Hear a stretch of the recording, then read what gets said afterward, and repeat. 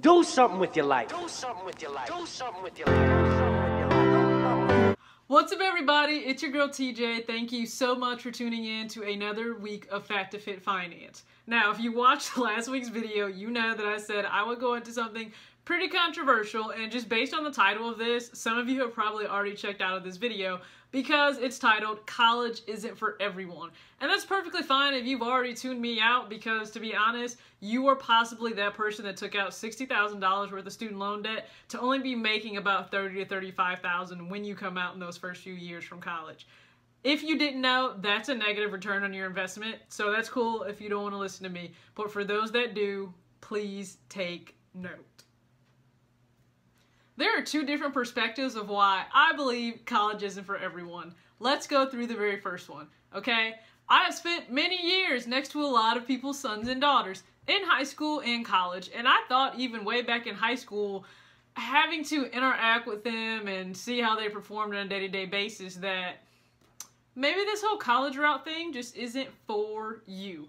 Now, let's be honest, if you are lazy, unmotivated, and barely comprehending at the grade level that you're currently in, if you're in high school, maybe college just really isn't for you.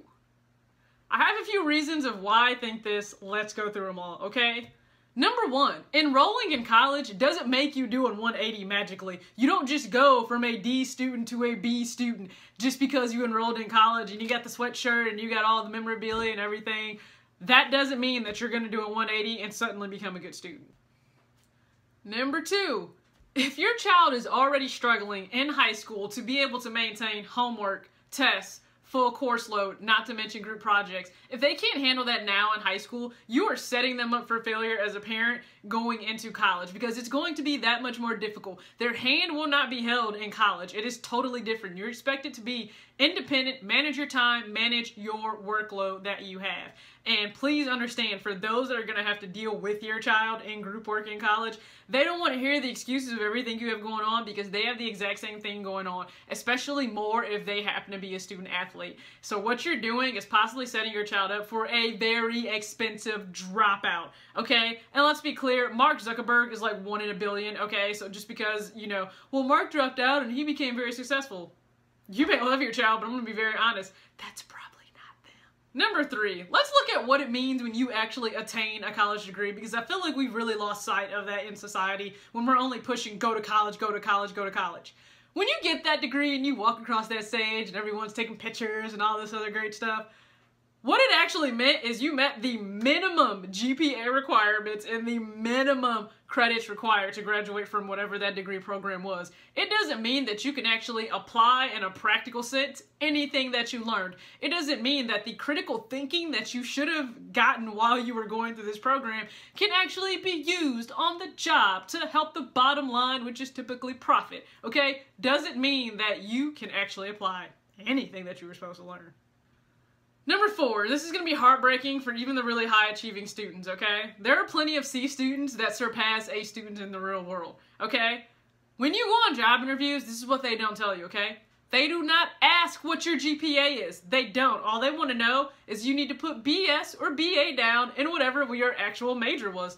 They don't ask your GPA. So for those of us like me that busted their butt to get a 3.89 in undergrad and a 3.95 in graduate school, they don't care, okay? There are plenty of students that will have just barely gotten by, but because they still can actually apply stuff in a real world setting, setting, they will actually go on to be successful in that job. And as the A student, you may not. I mean, that's just one thing that you kind of have to be aware of. Perspective B. Not every job in the workforce requires a degree, okay? Because if you actually look at studies, they'll show you that when it comes to someone being successful in the workplace, whatever their role may be, 15% of that comes from the actual formal training and education they get. The other 85% comes from work ethic, attitude, their ability to actually want to do better, and their own internal motivation, okay? I mean, think about it. When we first started our job, whatever our job may be right now, we all went through the same training that everybody else did, but look to your left and look to your right, because those in your very role could be doing worse or they could be doing better than you, and it can't just be the education if you all received the same education. I'll give you a perfect example of how you don't need to have a degree to be extremely successful in the marketplace. My husband is a salesman, okay? In sales, you need tenacity, charisma. You need to have the ability to really listen, to understand, and apply whatever you need to be able to pitch to that person. You also need to be able to come back against every little rebuttal you get, every no that you receive from that customer, and that's not taught in an actual classroom setting, okay? Now, my husband has the gift of gab, okay? And he's also the baby of the family, so he doesn't take no very easily, which means he will sell you until he is dead dying on the ground because he is going to close you, okay? When he was in a previous job, about 2 jobs ago that he was in, he brought him $10,000 one month from selling cell phones, okay? It didn't require a degree. He didn't need to get his 120 credit hours and walk across the stage, okay? He didn't need that. He brought home way more than I ever have with my 2 degrees in 1 month of selling phones, okay?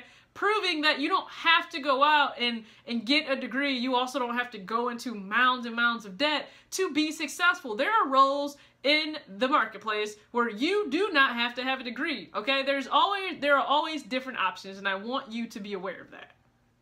Now, you'll probably think we're even more weird because we've already come to the conclusion when we do have children, we're not going to brainwash them into believing college is the only option once they graduate high school. There are so many other avenues that people can explore, and all of them are very noble as well. They can choose to learn a trade. They can go and join the military to serve our country. They can become an entrepreneur, go to cosmetology school. There are so many things that they can choose to do, and we will support them. What they will know is they need to have a plan, effective. They're going to have to pitch it to us like they are in a business meeting because we want them to go out and be positive contributors to society, whether it is in a trade, in an actual role in corporate America. We don't care what that is, but they need to understand they do need to find some fulfillment in whatever they're doing. They need to also not go into debt to be able to be in that role. But they do have options. Will they be set up for college? Sure, we're going to have that funding completely put together thanks to having an ESA before each of them are actually, ready to go to school if they choose to. But nonetheless, college isn't for everyone. I think parents need to take a step back and really assess, is it best for their child to go off to college? Maybe going off to a 4-year by themselves isn't the best thing initially. Maybe starting at home for 2 years at a community college, which is actually more affordable a lot of times, can allow them to develop those skills they need to be independent on their own in a college environment where no one is holding your hand. I know this is pretty controversial. A lot of people will really hate me for this, even as I'm wearing my alma mater sweatshirt, whatever. Yes, I went to school and I was very well equipped to be able to handle everything, the whole array of, obstacles that you deal with in college, but everyone isn't, and it's not a bad thing because you have different people that fulfill different needs that you have in day-to-day, and guess what? They didn't necessarily go to a traditional 4-year college. So I think we need to step away from that and understand you want people to be positive members of society and their community and to contribute, but it doesn't mean that it has to be through that college degree because more students than ever are walking out with tons of debt and not even getting a job in the role that they thought they would. That's unfortunate. So I think we as fellow graduates and as parents, especially all young parents, make sure that you're educating your child on that. Please be sure to subscribe, like, comment, everything. As always, I love the positive feedback that I receive. For those of you that do watch, thank you so much. It actually means a whole lot to me because I understand you have a lot going on in your day. Take care.